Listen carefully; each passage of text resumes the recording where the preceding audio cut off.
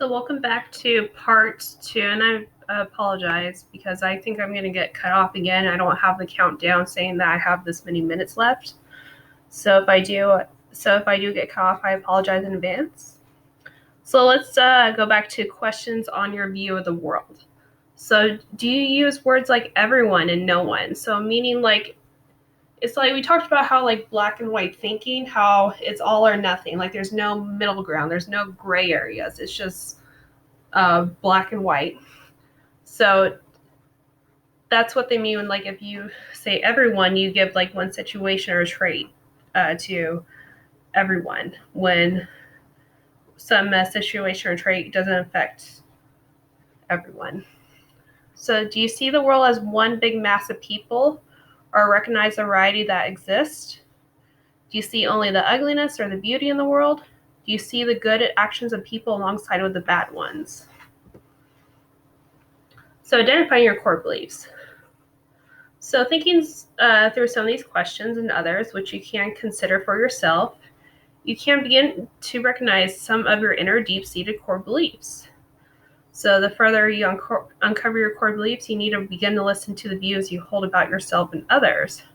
So we call it like self-talk. So we notice your self-talk, as it's called in counseling circles. So meaning like when you're having these like thoughts or ideas come to your mind, like what are they? Are they focusing on your core beliefs, or is it something else?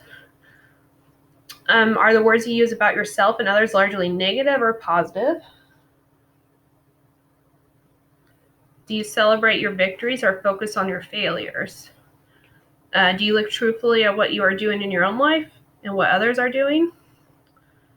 To help this process along, begin writing your thoughts down as you identify your core beliefs. So again, like we're in CBT, we rely a lot on writing and work as we've been doing these worksheets all these past couple of weeks. So that's why we have this, just to help you understand, because sometimes it's hard for us to remember to recognize thoughts when it happens right in that moment, because we forget as we go on with our lives.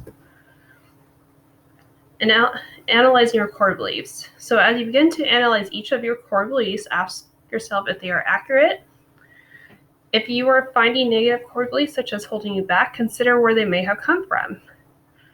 So sometimes we hear like these core beliefs are kind of developed in us from as childhood.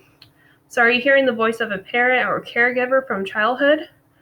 Are you hearing echoes of a partner who pulled you down, undermining your self-esteem? So like if you were in a relationship and your partner was verbally abusive or just a very negative person, then are you hearing like echoes of that just imprinting on your mind?